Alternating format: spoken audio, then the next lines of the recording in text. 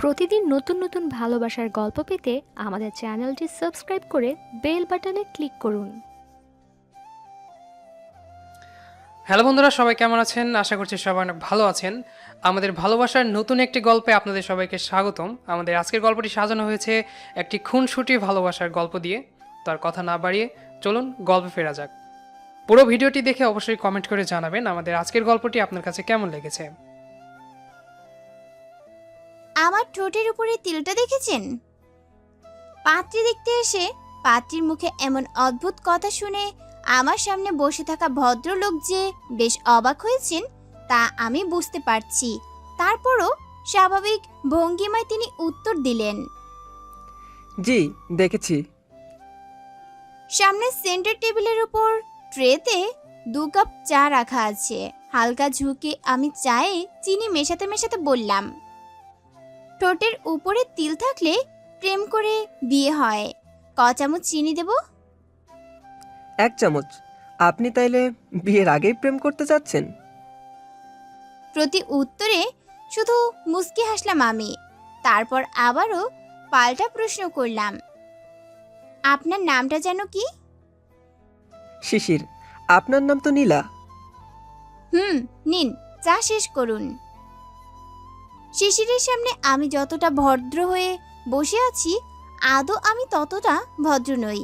আমাদের আলাদা কথা বলার সুযোগ দিয়ে চলে যাওয়ার সময় মা বলে গিয়েছিলেন, আল্লাহর দোহাই লাগে এই সহজ সরল ছেলেটাকে প্যাচে ফেলবি না। অন্য সময় হলে মাকে একটা ভেঙচি কেটে দিতাম, কিন্তু তখন ভদ্রতার বেশি ধরে চুপচাপ বসে থাকতে হয়েছে আমাকে।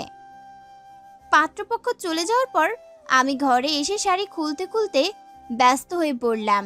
এর মধ্যে মায়ের আগমন ঘটল। মাকে দেখে আমি জিজ্ঞেস করলাম, এত দেরি করলে কেন? মার ভুরু কুঁচকে গেল। কিসের দেরি? আগেরবার পাত্রপক্ষের প্রস্থান করতে লেট হয়েছিল, কিন্তু তোমার এই ঘরে আসতে লেট হয়নি। বাজে বকবি না তো। শোন না, বলছি যে ছেলে পছন্দ হয়েছে তোর? এই মুহূর্তে মা যথেষ্ট উৎফুল্ল। সত্যি? এভাবে বারবার জিজ্ঞেস করলে আমি কিন্তু কনফিউজড হয়ে যাব মা। না থাক, আর জিজ্ঞেস করব না।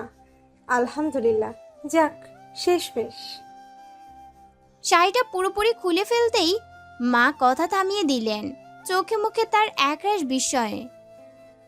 এই কি, তুই টাইলস আর টি শার্টের উপর শাড়ি পরেছিলি? হ্যাঁ তো। তো মানে, ওরা যদি দেখে ফেলতো? দেখেনি তো। এইটা নিয়ে আর কথা বাড়িও না প্লিজ। শুধু বাপ ছেলে এসেছিল বলে বেঁচে গেলি, নয়তো কোনো মহিলার সাথে আসলে মজার টের পেতি। আমার কোনো প্রতিক্রিয়া না দেখে রাগে গজগজ করতে করতে মা নিজের কাজে চলে গেলেন। কিছুক্ষণ পর বাবা আসলেন। আমার মাথায় হাত বুলিয়ে দিতে দিতে বললেন, আমি জানতাম এই ছেলেকে তোর অপছন্দ হবে না। যত তাড়াতাড়ি সম্ভব আমি বিয়ের ডেট ফিক্স করছি।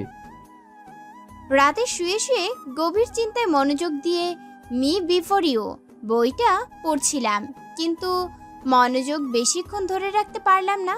তানভীরের ফোনের যন্ত্রণায় বিরক্ত হয়ে কল রিসিভ করলাম। হ্যালো। কি ব্যাপার নীলা, তুমি আমার কল রিসিভ করছো না কেন? দরকার মনে করছি না তাই। এভাবে বলো না প্লিজ। মানলাম গতকাল একটু বেশি কড়া কথা শুনিয়েছিলাম তোমাকে, কিন্তু তার জন্য তো আমি পরে অনেকবার সরি বলেছি। কি বলিনি? বলছো? তাহলে তাহলে কি?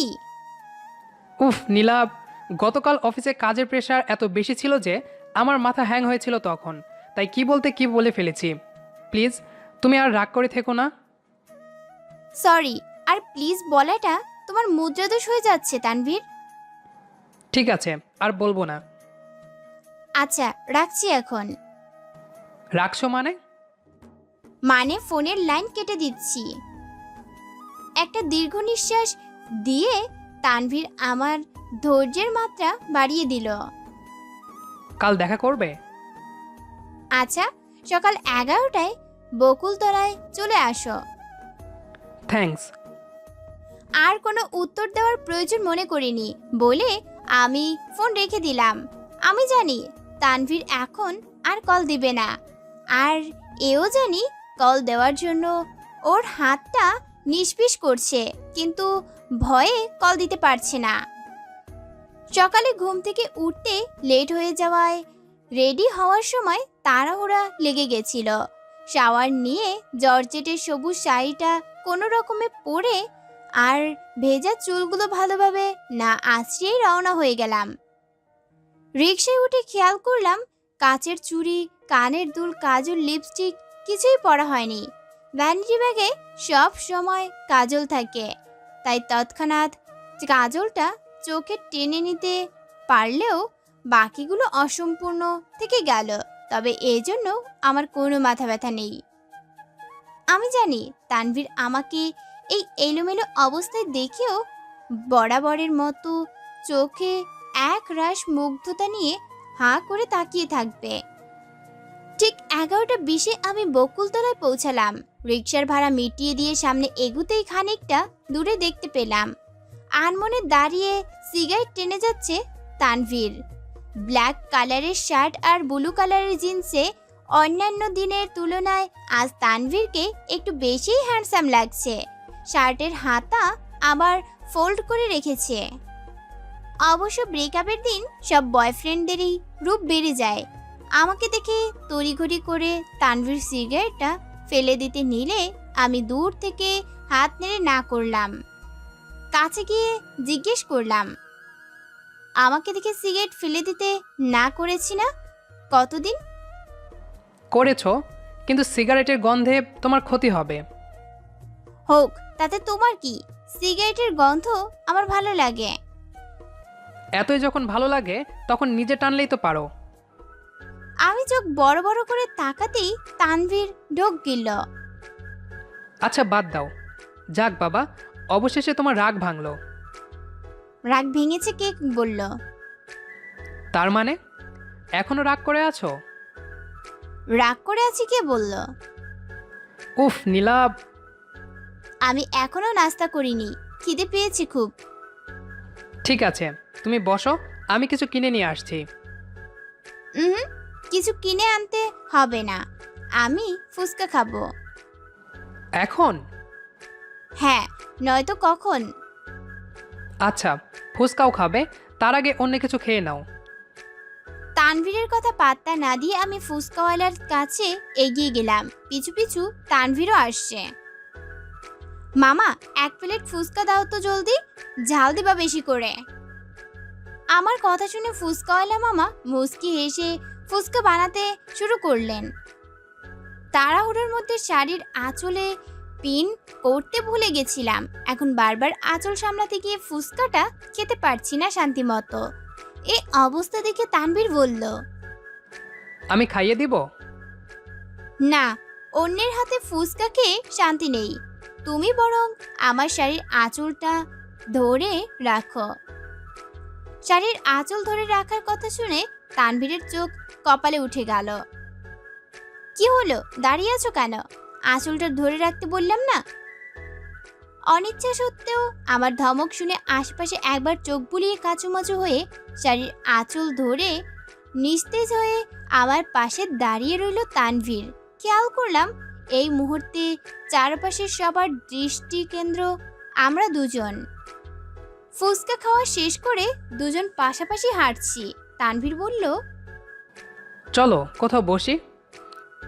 আমি তানভীরের দিকে না তাকিয়ে উত্তর দিলাম, না, হাঁটতেই ভালো লাগছে। তুমি তো কিছু খেলে না। সকালে নাস্তা করে বের হয়েছি। ও, আজ অফিস নেই, ছুটি নিয়েছো? তুমি মনে হয় ভুলে গেছো, আর শনিবার। আর মনে হাঁটতে হাঁটতে হঠাৎ তানভীরের দিকে চোখ পড়তেই খেয়াল করলাম সে আমার দিকে অপলক দৃষ্টিতে চেয়ে আছে। আমি একটু ইতস্তত করে বললাম, সামনে তাকিয়ে হাঁটো। আজ তোমাকে অন্যরকম সুন্দর লাগছে নীলা। জানি ব্রেকআপের দিন সবাই কি এমন অন্যরকম সুন্দর লাগে। কথাটা শোনার সঙ্গে সঙ্গে তানভীর দাঁড়িয়ে গেল। মানে কি বলছে এসব? গতকাল আমাকে দেখতে এসেছিল, পছন্দ হয়েছে ওদের। খুব তাড়াতাড়ি হয়তো বিয়ের ডেটও ফিক্সড হয়ে যাবে। এ খবরটা তুমি আগে দিলে না কেন? আগে দিলে কি হতো? দেখো নীলা, এতদিন তোমার অনেক হেয়ালি আমি সহ্য করেছি, কিন্তু আজ তুমি সীমা অতিক্রম করেছো। আমি তোমার বাবার সাথে কথা বলবো। কেন লাভ হবে না? তাতে বাবা আমাদের সম্পর্ক কখনোই মেনে নিবেন না, তা তোমাকে শুরু থেকে বলে আসছি। তাহলে? তাহলে আবার কি, আমি বিয়ে করে নেব, আর তুমি কিছুদিন দুঃখ বিলাস করবে, তারপর এক সময় তুমি আমাকে ভুলে যাবে। এসব কি কথা? তুমি সত্যি সত্যি বিয়েটা করছো? না করার কি আছে? তাহলে আমার সাথে এতদিন কি করেছো? প্রেম করছি। বিয়ে করার ইচ্ছে না থাকলে প্রেম করেছো কেন? তোমাকে ভালোবাসি তাই। আমি না তোমার কথা কিছুই বুঝতে পারছি না নীলা। বুঝতে হবেও না, যা বলছি মন দিয়ে শুনো। আমার সাথে এখন থেকে আর কোনো যোগাযোগ রাখবে না, খাওয়া দাওয়া ঠিক মতো করবে, নিজের যত্ন নিবে। এখন আর কোনো রিলেশনশিপে না গিয়ে পারলে সরাসরি বিয়ে করে ফেলো, ঠিক আছে? আমি আসছি তাহলে। যাওয়ার সময় আমি আর পেছনে ফিরে তাকালাম না। আমার মন বলছে তানভীর এখনো আমার পথের দিকে চেয়ে আছে। কষ্ট যে আমারও হচ্ছে, ভেতরটা দুমড়ে মুচড়ে যাচ্ছে, কিন্তু আবেগ অনুভূতিগুলো ঠিকঠাকভাবে প্রকাশ করতে পারি না বলে কেউ আমাকে বুঝতে পারে না, একমাত্র তানভীর ছাড়া। আচ্ছা, তানভীর কি আজও আমাকে ঠিকঠাক বুঝতে পারছে? ও কি বুঝতে পারছে আমার কষ্টটা? ও কি আমার ব্যর্থতাটাও বুঝতে পারছে? ও কি দীর্ঘশ্বাস চেনে, তার উত্তাপ বুঝে? বাসায় এসে শুনলাম আগামী শুক্রবার আমার এঙ্গেজমেন্ট। মাকে শর্ত জুড়ে দিলাম, এঙ্গেজমেন্ট শুধু মামা আর খালামণি ছাড়া আর কোনো বাড়তি মানুষকে যেন ইনভাইট না করে। এঙ্গেজমেন্টটা যেন ঘরোয়াভাবে করা হয়, নয়তো আমি আমার মতো পাল্টে ফেলবো। মা প্রথমে রাজি হইল না, তারপরে ঠিকই রাজি হয়ে গেলেন। ঘরে এসে ফ্রেশ হয়ে নিতুকে কল করে বললাম কাল সকাল সকাল যেন বাসায় চলে আসে, সারাদিন আমার সাথে থাকবে। নিতু হচ্ছে আমার বেস্ট ফ্রেন্ড, মন খারাপ হলেই ওকে বাসায় ডেকে নেই, ওর সাথে আড্ডা দিলে মন ফুরফুরে হয়ে যায় একদম। এর মধ্যে তানভীর একবার কল করেছিল, কিন্তু আমি রিসিভ না করে এঙ্গেজমেন্টের ডেটটা টেক্সট করে জানিয়ে দিয়েছি। রাতে ঘুম আসছে না একদম। 4 বছরের একটা সম্পর্ক এক নিমিষে শেষ করে দেওয়া মুখের কথা না। আমার ভেতরে কি ঝড় বয়ে যাচ্ছে তা আমি ছাড়া কেউ জানে না, এমনকি তানভীরও না মনে হয়। তানভীর নিশ্চয়ই আমাকে ছলনাময়ী ভাবছে, কিন্তু আমি নিরুপায়, কিছু করার নেই আমার। বাবা কখনোই আমাদের সম্পর্ক মেনে নিবেন না, যদিও তানভীর ব্যাংকে জব করে, ভালো পজিশনে আছে। কোনো মেয়ের বাবাই তাকে প্রত্যাখ্যান করবে না, শুধু আমার বাবা বাদে। এক্ষেত্রে তানভীরের একটাই অপরাধ, সে আমার সাথে এতদিন প্রেম করেছে। প্রেমের বিয়েতে বাবা মোটেও বিশ্বাসী নন। তারপর আমি তানভীরকে ভালোবেসেছিলাম, কারণ ভালোবাসতে বাধ্য হয়েছিলাম। ওর মধ্যে এমন কিছু ব্যাপার আছে যা আমাকে মরণাত্মকভাবে টানে। আমি বোধ হয়ে থাকি তার নেশায়। আমি প্রকাশ করি না বলে তানভীরও হয়তো বুঝতে পারে না। প্রেমিকা হিসেবে আমি কোনো কালেই ভালো ছিলাম না। আমাকে সহ্য করা খুব কঠিন ব্যাপার, কিন্তু এই কঠিন কাজটাই 4টা বছর ধরে খুব সহজভাবে করে এসেছে তানভীর। তবে এত বেগুনের মধ্যে একটা ভালো গুণ আমার আছে, তা হলো আমি খুব সহজে ভরকে যাই না। আমার ধৈর্য আর মানসিক শক্তি প্রবল। যে কোনো পরিস্থিতি খুব ঠান্ডা মাথায় বুদ্ধি খাটিয়ে সামলে নিতে পারি আমি।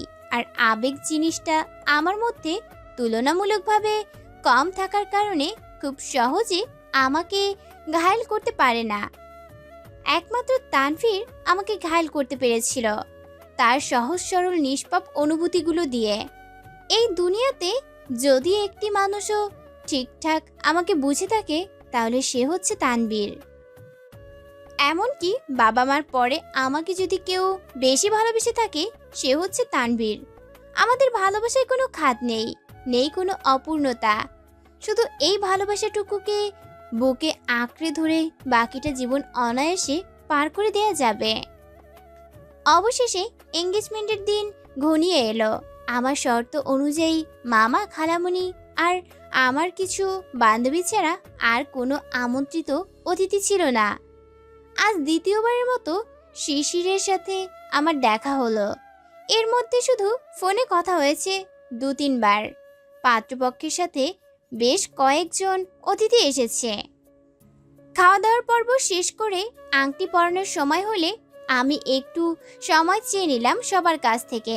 তারপর শিশিরকে প্রশ্ন করলাম, আপনি তানিয়াকে বিয়ে করলেন না কেন? তানিয়ার নাম শুনে শিশির রীতিমতো ঘামতে শুরু করে দিয়েছে। শিশিরকে চুপ থাকতে দেখে আমি আবারও প্রশ্ন করলাম, কি হলো, উত্তর দিচ্ছেন না কেন? নাকি আপনার কাছে এর কোনো উত্তর নেই? উপস্থিত সবাই আমাদের দিকে কৌতূহলী দৃষ্টি নিয়ে তাকিয়ে আছে। বাবা বললেন, কি হয়েছে রে মা? তানিয়া কে? তুই কি কিছু বলতে চাইছিস? হ্যাঁ বাবা, শুধু বলতে না, প্রমাণও করতে চাইছি। তোমাদের পছন্দ করা পাত্র একজন খুনি। এবার সেই বিস্ময়ের শেষ সীমানায় পৌঁছে গেল। মা এগিয়ে এসে বললেন, কি বলতে চাইছিস, পরিষ্কার করে বল। শিশিরের বাবাও একই কথা বললেন। তারপর আমি একের পর এক বলতে শুরু করলাম। শোনো তাহলে, এই ভদ্রলোক 2 বছর আগে তানিয়া নামের এক মেয়ের সাথে প্রেমের সম্পর্ক চলাকালীন সময়ে তার সাথে শারীরিক সম্পর্ক গড়ে তোলে। তারপর সেই মেয়ে কনসিভ করলে শিশির তার দায়ভার অস্বীকার করে। তারপর তানিয়া অ্যাবর্শন করতে বাধ্য হয়। আমি দুঃখিত, এতগুলো গুরুজনদের সামনে আমাকে এ ধরনের আপত্তিকর কথা বলতে হচ্ছে, কিন্তু এছাড়া আর কোনো উপায় ছিল না আমার। শিশিরের মতো ভালো মানুষদের মুখোশের আড়ালে আবদালে নয়, লোক সম্মুখে প্রকাশ করতে হয়। একটা ভ্রূণ হত্যা করা কি খুনের দায় নয় বাবা? শুধু তাই নয়, এই ঘটনার পরে সে আরও কয়েকজনের সাথে একই কাজ করে। ভালোবাসার নামে একের পর এক প্রতারণা করেছে শুধু। শিশিরের মা প্রতিবাদ জানালেন, তোমার মুখের কথা আমরা বিশ্বাস করতে যাব কেন? প্রমাণ দেখাও। আমি জানি প্রমাণ ছাড়া এই কথাগুলো কেউ বিশ্বাস করবে না, তাই প্রমাণ আমার সাথেই আছে। তানিয়া বোরখাটা খুলো আর ছবিগুলো দেখাও। রাইমা আর ফারজানা, তোমরাও ছবিগুলো দেখাও। আরেকজন আছে, কিন্তু ব্যক্তিগত কারণে সে আসতে পারেনি। আপনারা চাইলে তার সাথে ফোনে কথা বলিয়ে দিতে পারবো আমি। সব ছবি আর মেসেঞ্জারের চ্যাট দেখে শিশিরের মা বাবার চোখ ছানা বড়া হয়ে গেল। অনেক চাপাচাপির পর শিশিরও সবকিছু স্বীকার করে নিল। তানিয়া আমার অনুমতি নিয়ে মনের জ্বালা মেটানোর জন্য শিশিরকে কষে একটা থাপ্পড় মারল। তানিয়ার দেখা দেখি বাকিরাও এগিয়ে গেল। শিশিরের বাবা মা মাথা নিচু করে বসে রইলেন। একের পর এক থাপ্পড় খেয়ে মুখোশ উন্মোচনের অপমানে অপমানিত হয়ে মাথা নিচু করে সবার সামনে দিয়ে হেঁটে চলে গেল শিশির। সবাই চলে যাওয়ার পর খালামণি আমাকে জিজ্ঞেস করলেন, শিশিরের ব্যাপারে এত কিছু তুই কি করে জানলি? আমি আয়েশ করে বসে বলতে শুরু করলাম, সেদিন নিতু এসেছিল বাসায়। ওকে বলেছিলাম, তোকে একটা কাজ দিব, করতে পারবি নিতু? কি কাজ বল? শিশিরের ছবি দিয়ে কয়েকটা গার্লস গ্রুপে একটা পোস্ট করবি। কি বলিস এসব? কেন? আগে শোন না সবটা। আজকালকার ছেলেদের দিয়ে কোনো বিশ্বাস নেই। ঘটক তো শুধু পারিবারিক বৃত্তান্ত নিয়ে আসতে পারে, চারিত্রিক বৃত্তান্ত আমাদের যাচাই করতে হবে। কিন্তু কি পোস্ট করব? আর পোস্ট করে যদি নেগেটিভ কিছু না পাস তাহলে ছেলেটার সম্মানহানি হবে না? এমনভাবে কাজটা করতে হবে যেন সাপও না মরে, লাঠিও না ভাঙে। শোন, পোস্টের ক্যাপশন দিবি, আমার কাজিন গতকাল দেশে ফিরেছে। এতদিন স্কটল্যান্ড ছিল, 1 মাসের মধ্যে বিয়ে করে আবার স্কটল্যান্ড ব্যাক করবে। এটি একটি পাত্রী চাই পোস্ট। ব্যাস, তখন আগ্রহীরা ইনবক্সে যোগাযোগ করবে। আর যদি কোনো কাহিনী থাকে তাহলে কমেন্ট বক্সে এক একজন ধুয়ে দিবে। আর হ্যাঁ, পোস্টটা অবশ্যই ফেক আইডি দিয়ে করবি। কি পিকুলিয়ার বুদ্ধি রে তোর নীলা। ঠিক আছে, ছবিটা দিয়ে দিস, আমি পোস্ট করে দিব। তারপর সেই পোস্টের কমেন্ট বক্স থেকে ওই মেয়েগুলোকে পাওয়া, ওদের সাথে যোগাযোগ করে পুরো ঘটনা খুলে বলে ওদেরকে আমার এঙ্গেজমেন্টে ইনভাইট করেছিলাম। প্রথমে আসতে চাইছিল না, কিন্তু পরে শিশিরকে উচিত শিক্ষা দেওয়ার লোভে আসতে রাজি হয়েছে। শোনো খালামণি, তোমরা তো মনে করো তোমরা যাদের ধরে নিয়ে আসো তারা হচ্ছে ধোয়া তুলসী পাতা আর সবচেয়ে যোগ্য, আর আমরা যাদের পছন্দ করি তারা হচ্ছে দুনিয়ার অযোগ্য। আসলে ব্যাপারটা হচ্ছে ভালো খারাপ সব মানুষের মধ্যেই আছে, শুধু একপাক্ষিকভাবে বিচার করলে হয় না। আজ আমার সাথে যা হয়েছে একই ঘটনা একটা ছেলের সাথেও ঘটতে পারত। এই যুগের ছেলে মেয়েরা কেউই কারোর চেয়ে কম নয়। ছেলেদের মধ্যে যেমন শিশিররা রয়েছে, তেমনি মেয়েদের মধ্যেও এমন ভদ্র মুখোশধারী আছে। আর সবাই যে এমন তা কিন্তু না। আমরা চোখ কান খোলা রেখে একটু সচেতন থাকলে এ ধরনের অনাকাঙ্ক্ষিত ঘটনা এড়ানো সম্ভব। পুরো কাহিনী শুনে বাবা হতাশ হয়ে বললেন, ঘটকের ওপর আর ভরসা করতে পারছি না। তোর যদি কোনো পছন্দ থাকে বলতে পারিস মা। না না বাবা, আমার কোনো পছন্দ নেই। আমি তো জানি তুমি এসব মেনে নিবে না, তাই কোনো রিলেশনে জড়াইনি এখনো। বাবা আমার মাথায় হাত বুলিয়ে দিয়ে চলে গেলেন। পরের দিন খুব সকালে ঘুম থেকে উঠে সোজা চলে গেলাম তানভীরের অফিসে। অফিসের সামনে তানভীরকে দেখতে পেয়ে দৌড়ে গিয়ে তার বুকে ঝাঁপিয়ে পড়লাম। তারপর বুকে এলোপাথারি কিছু কিলঘুষি মেরে বললাম, বালের প্রেমিক তুমি, ঘাস খেয়ে প্রেম করতে আসছো। প্রেমিকার বিয়ে হয়ে যাচ্ছে আর তুমি হাত পা গুটিয়ে বসেছিলে। তানভীর আমাকে থামানোর চেষ্টা করতে করতে বলল, আরে আগে আমার কথাটা তো শোনো। হাত পা গুটিয়ে বসে থেকে তোমার ফিরে আসার অপেক্ষাই করছিলাম। খানিকটা শান্ত হয়ে আমি জানতে চাইলাম, মানে? মানে আমি জানতাম তুমি ফিরে আসবে, বিয়েটা যেভাবেই হোক বানচাল করে দিবে। কিভাবে জানতে? আমার চেয়ে ভালো তোমাকে আর কে বুঝে বলো। আমি আবারও তানভীরের বুকে মুখ গুজে দিলাম। খানিক বাদে খেয়াল করলাম জায়গাটা খুব নীরব। তৎক্ষণাৎ মনে পড়ল আমার, আজ তো শনিবার। তানভীরের বুক থেকে মুখ তুলে জিজ্ঞেস করলাম, আজ তো শনিবার, তাহলে অফিসের সামনে কি করছো? তুমি ফিরে আসবে জানতাম, সাথে এও জানতাম আবারও ভুল করে তুমি অফিসে আমাকে খুঁজতে আসবে। আমার যে শনিবার অফ ডে, এটা তুমি কখনোই মনে রাখতে পারো না। সারপ্রাইজ দিতে এসে আমি নিজেই সারপ্রাইজ হয়ে গেলাম। চোখ দুটো টলমল করছে আমার। এত ভালোবাসা পাওয়ার যোগ্য না আমি। বিয়ে বানচালের সব কাহিনী শুনে তানভীর বলল, তোমার তো ভয়ঙ্কর বুদ্ধি। কিন্তু তোমার বাবা যখন জিজ্ঞেস করলেন তোমার কোনো পছন্দ আছে কি না, তখন তুমি আমার কথা বললে না কেন? যেন পরে কোনো সমস্যা হলে ফ্যামিলির ঘাড়ে দোষ চাপাতে পারি। তানভীর শুধু মুচকি হাসল। কিন্তু তোমার তো এসব প্রি প্ল্যান্ড ছিল, তাহলে ব্রেকআপের নাটকটা করার কি দরকার ছিল? তুমি না কিচ্ছু বুঝো না। ব্রেকআপ করে কিছুদিনের জন্য তোমাকে দূরে সরিয়ে রেখেছি, নয়তো তুমি বারবার ফোন দিয়ে ঘ্যানর ঘ্যানর করে আমার মন মেজাজ নষ্ট করে দিতে। ঠান্ডা মাথায় কাজটা করতে পারতাম না।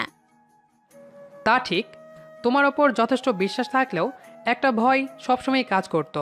যদি কোনোভাবে তুমি বিয়েটা করে ফেলো, তোমাকে যদি বাধ্য করা হয়, তখন আমি আর ঠিক থাকতে পারতাম না। ইস, এত সহজ আমাকে কোনো কিছু বাধ্য করা। শোনো, এখন তোমার কাজ হচ্ছে ঘটককে দিয়ে আমার বাসায় প্রস্তাব পাঠানো। চিন্তা করো না, কাল পরশুর মধ্যে ঘটক চলে যাবে। 3 দিন পর। ঘটক সাহেব আরেকটা প্রস্তাব নিয়ে এসেছেন। এই নে ছবি, এটা কেউ গার্লস গ্রুপে পাঠিয়ে দেখতো মা, কোনো ঝামেলা আছে কিনা। তানভীরের ছবিটা হাতে নিয়ে মনে মনে ভাবতে লাগলাম, এটার ক্যাপশনে কি দেয়া যায়।